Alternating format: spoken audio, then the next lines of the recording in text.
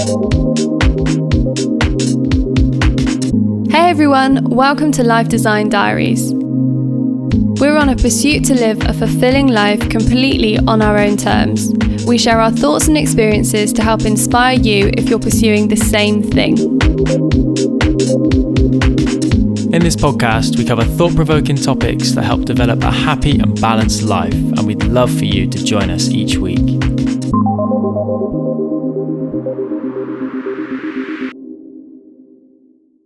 This episode is building on our recent design drop email that we sent out. And the key point that we said that we were focusing on is that we're trying to focus on the process and the next 24 hours as opposed to the big vision stuff of, is this the right direction, or the kind of holistic approach. And first of all, if you want to sign up for the design drop email, essentially we send an email. It's just a short, light-hearted email with a few bullet points every single Friday. And it just has interesting things that we've been up to, some quotes that we've been pondering. The format kind of changes week by week, but really it's just more of an insight into what we're doing, what we're thinking about, and what we found really interesting from that week. So if you want to sign up, head over to lifedesigndiaries.com. It's right at the top. Just enter your email and we'll be happy to send you the design drop each week.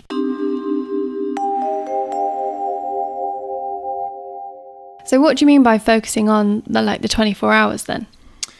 Like, for me, especially across the last week, it's funny actually how as the weeks go by, we obviously do at least a minimum episode every single week, and a topic kind of surfaces every single week. So it's really interesting to just see how that changes. And yeah, we're never short for things to talk about, are we? No, not at all. Mm-hmm. And for this week, it was really about I kept asking myself, is this the right direction? I guess there was an element of self-doubt in there with one particular project that we're doing at the moment.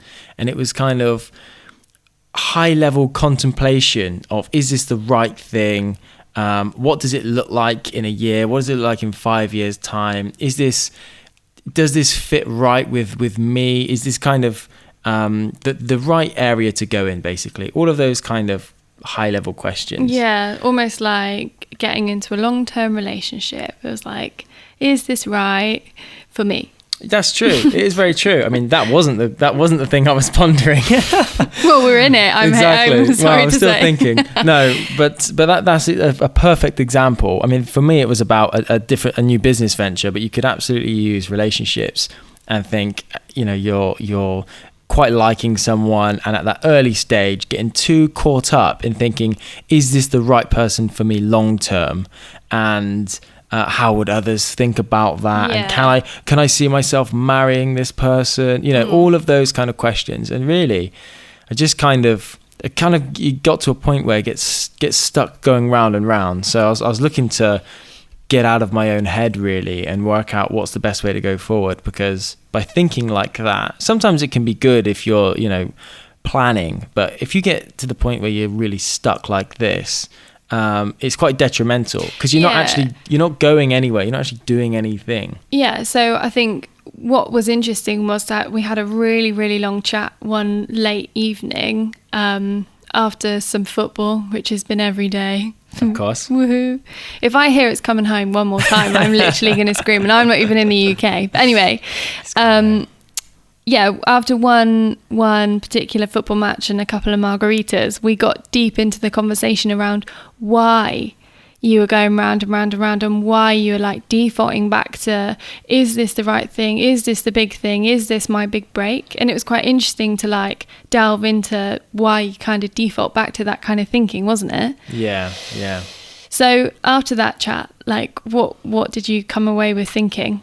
Well, at the same time, so we had kind of reached a conclusion that way of thinking wasn't helping the situation. And actually, if you're in that kind of mindset, then you need to simplify things and think about what can you do today, tomorrow, within the next 24 hours, which is kind of like a first step. Because this also relates to goal setting. People could have a big grand goal that you're struggling to achieve, and it's overwhelming because it's so big. So by following natural goal setting process, you chunk that down. But I think it's harder when you're thinking about these things of like, is it right for you?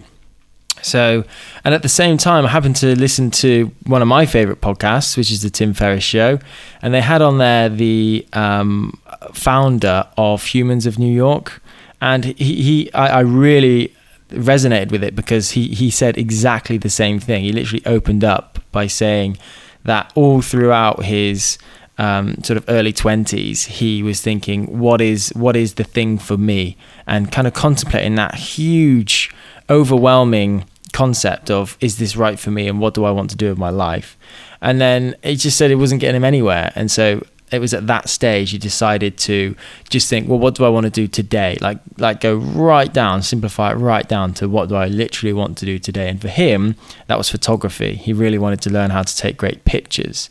And so that day he just went to the streets and started taking pictures. And then he did it the next day, and then he did it the next day. And he wasn't thinking about these high level things of whether that's right for him and where's the money going to come from, all of these things. He was just thinking about, this feels good at the moment, and so I'm just going to keep learning, I'm going to keep progressing and doing better, and then see what happens. And I guess feel confident in the fact that you'll work it out. So we'd kind of reached that conclusion anyway, and then just listened to this Tim Ferris podcast, which I'll link in the show notes because it is definitely worth a listen. Really kind of solidified that. And so yeah, the way that just trying to change the thinking recently, it's helping massively. Yeah. What was sort of some of the things that you did, or how did you change your thinking? Because it's quite difficult. If we'd have said last week, or what you need to do is not think about the bigger picture, it would have been quite difficult for you to just flip it over immediately. Yeah, exactly. I totally agree. Well, I've said before in previous episodes that action is like, for me, the number one motivator. You know, if you feel like you're not getting anywhere, then you just need to do something. You just need to go in a direction. Stop thinking and start doing. Start doing. Yeah, you just need to go in a direction, and then you move from there. And by seeing almost like everything as the next 24 hours, what am I going to do in the next 24 hours?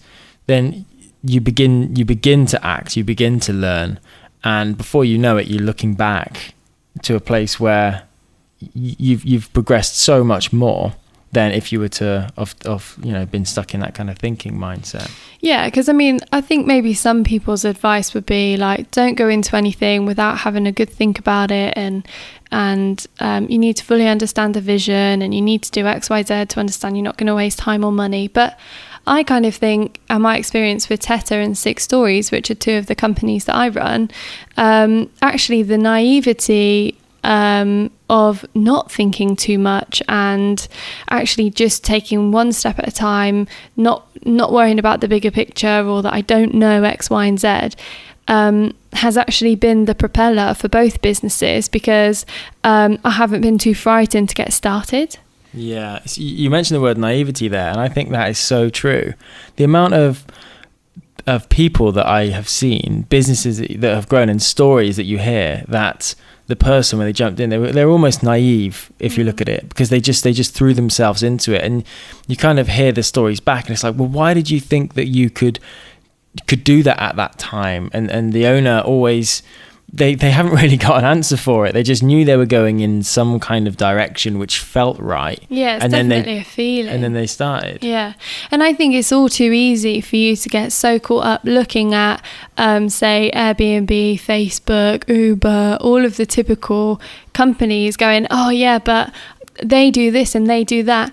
Yeah, but they didn't do that in week 1, month 1, year 1. They were a completely different business back then. So it's also important to not let the influence of bigger successful companies impact your thinking and what you actually do in your day-to-day in your business if you're just starting up. I think that a lot of the action comes from gut instinct rather than overthinking and like analytical or pondering too much around the theory, because you can Google anything now and there is guides and webinars, and oh god, you can just totally overload yourself. Even listening to this, I am very much an advocate for gut instinct and and kind of not over analysing and taking on too much information, because not all of it is relevant to your business.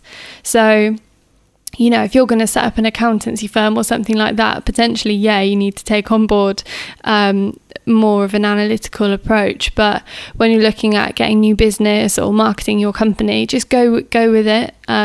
Understand the fundamentals, like who you're selling to and that kind of stuff. But I think it's, really important just to go with the flow. Yeah, I'm kind of the person, when I look back now on the stuff that I have done, that your passion grows over time as well. So with things that I've done, if I would have overthought and never started, potentially I wouldn't be where I am now. Well, no doubt I wouldn't have got to some of the things I've done now, because if you're asking yourself at the start, is it the right passion for you? Well, that can also grow over time, depending on different things that happen. You just don't know which area it's going to go in. So it's really a podcast for if someone like me was facing a time when they're kind of stuck in their own head of overthinking, and it's similar to other things we've said, that if you focus on actually doing something about that. But for me now, that's really reducing the time scale. So it's just looking at the 24 hours, and it's kind of liberating in a way, because it simplifies things down so much, by just looking at today. Yeah, totally. And another kind of liberating thing, I think, is an interesting one to get your head around, and it's something that I kind of shared with Ross last week, is I get overwhelmingly annoyed when my mum, I'm sorry if you're listening to this, but she asks me to help her with her phone, which is a Samsung, and I'm an Apple girl. So I do not know how to work an Android phone. So it means that I need to either make a mistake when I'm trying to work it out, or I need to go and Google the answer. Basically, I need to find out the answer just as she would be able to. So I also think that when you're starting a business, or you're trying to do something for yourself, whether it is in your current job, and you're trying to take the next step, but you're looking for the answer from someone because you're frightened that you're going to make a mistake or something's going to go wrong. Well, I think it's imperative that you make those mistakes. I think, I've put out emails or Instagram stories that usually do have spelling mistakes, because it's not my forte, or got the figures wrong, or I don't know, put something out into the internet, or said the wrong thing, but you just learn from it. And if you're constantly if you're constantly looking for the correct answer, you're never really going to learn, because you don't understand why it's right until you've understood why it was wrong. I really, really feel strongly about that. Yeah, and when you feel the pain, then it helps you next time. The embarrassment, the repercussions of getting it wrong. Yeah, totally. Yeah, so it's almost like searching for the perfect answer. Yeah, don't search for the perfect wrong answer so that you learn. Like, do it bad, so bad that you will never ever do it that bad again, and you completely understand why it's wrong. Yeah. Why do you think people are scared to do that step? I think ego is a big thing. I think people are, again, like, you only see the best versions of people on social media. So I think everybody is just too frightened to look the fool, or because there is so much information available to us, we think we shouldn't get it wrong, but all of that information is quickly out of date, or, we're at the mercy of the internet, which is ever changing, and the big companies that basically run the world. So I think a big thing, is ego. So letting that ego go, and just, and a lot of these things, as I just said, are ever changing. So it's also like a constant feeling of being uncomfortable. Etsy has just gone through a massive change, and I'm not really sure how that's going to impact my business, so I'm going to have to swat up and all of that. So so we are talking particularly about businesses that rely heavily on online sales or online marketing, but I think it's that feeling of being uncomfortable and having a big ego.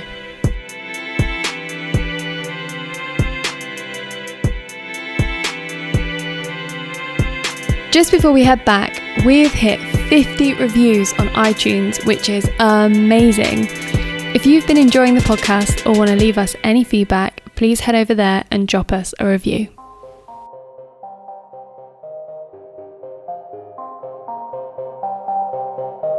The other thing that kind of goes hand in hand with this way of this mindset of accepting that you're going to fail is also seeing yourself as a student as opposed to a teacher.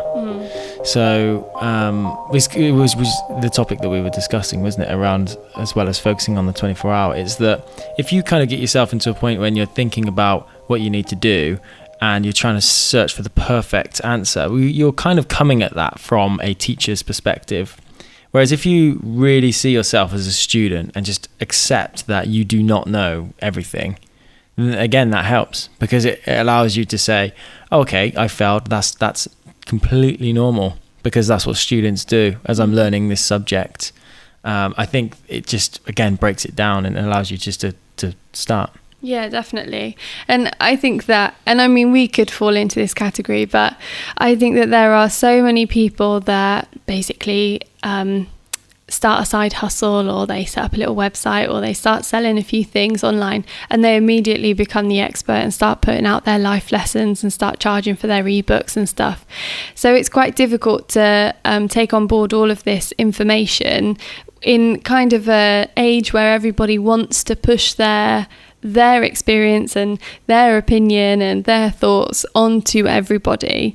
It's quite hard to like take all of that with a pinch of salt and still maintain that being the student and going with your own gut. Do you know what I mean?